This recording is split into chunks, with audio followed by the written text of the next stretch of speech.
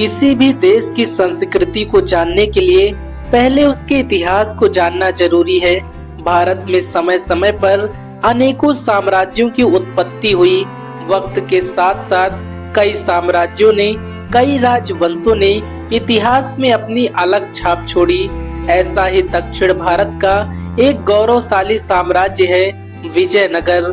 विजयनगर का अर्थ होता है जीत का शहर। आज इसकी पहचान हम्पी नामक एक खंडहर से की जाती है। यूनेस्को द्वारा इसे विश्व धरोहर सूची में भी शामिल किया गया है। हम्पी के मंदिरों और खंडहरों को देखकर ये पता चलता है कि वाकई उस वक्त उसकी बराबरी करने वाला कोई नहीं था। दोस्तों, आज हम विजयनगर साम्राज्य के बारे में कुछ ऐसी बातें जानने वाले हैं जिसे सुनकर आपको हमारे गौरवशाली इतिहास पर बेहद ही गर्व होगा। नमस्कार, मैं दिव्य रघुवंशी आप सभी लोगों का हार्दिक स्वागत एवं अभिनंदन करता हूं। नंबर 1, विजयनगर साम्राज्य की राजधानी हम्पी के अवशेषों की खोज अंग्रेज खोजकर्ता कॉलिंग मैकेंजी ने सन 1800 में की थी। इसके बाद देश विदेश के इतिहासकार इस साम्राज्य के बारे में जानने के लिए उत्सुक हुए। पुरातत्वविदों ने यहाँ खुदाई में जो अवशेष प्राप्त किए हैं उसे देखकर पूरी दुनिया के इतिहासकार एवं पुरातत्वविद दंग रह गए। इन अवशेषों को जानने और इनको देखने के लिए दुनिया भर से कई इतिहासकार भारत आए और आज भी लाखों की संख्या में लोग हम्पी को देखने के लिए पहुंचते हैं। नंबर 2, विजयनगर साम्राज्य को कर्नाट साम्राज्य भी कहा जाता है और पुर्तगाली यात्रियों द्वारा इसे विजयनगर साम्राज्य के नाम से भी जाना जाता है। विजयनगर साम्राज्य के बारे में अनेक दंत कथाएं भी प्रचलित हैं। इतिहासकारों के अनुसार विजयनगर साम्राज्य की स्थापना हरिहर एवं बुक्का नामक दो भाइयों ने 1336 में की थी। नंबर 3, दक्षिण भारत के इतिहास में यहीं से संगम शासन की शुरुआत मानी गई है। ये तुगलक साम्राज्य का समकालीन दौर हुआ करता था। आने वाले 300 सालों में विजयनगर साम्राज्य के अलग अलग शासकों ने दक्षिण भारत के एक बड़े भूभाग पर अपना वर्चस्व स्थापित किया। उस समय विजयनगर साम्राज्य के अधीन कर्नाटक, आंध्र प्रदेश, उड़ीसा, तमिलनाडु, इसके साथ ही साथ श्रीलंका का भी कुछ इलाका शामिल था।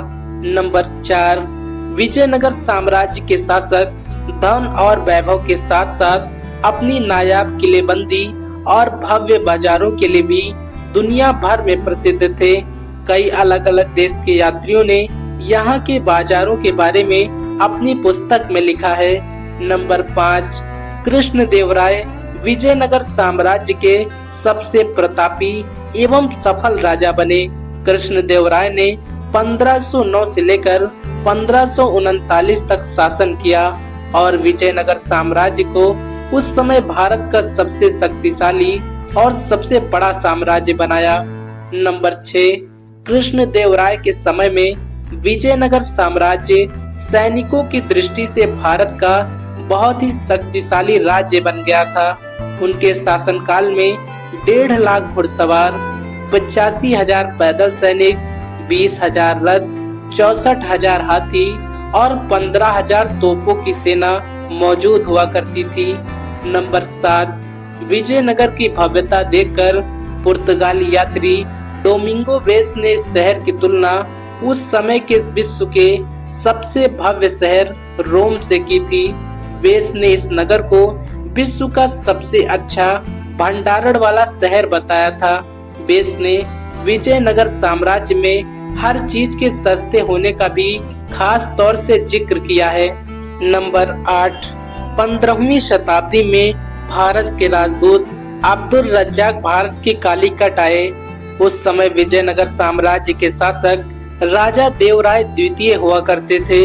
जब वो विजयनगर आए तो वहाँ का वैभव देखकर वो दंग रह गए।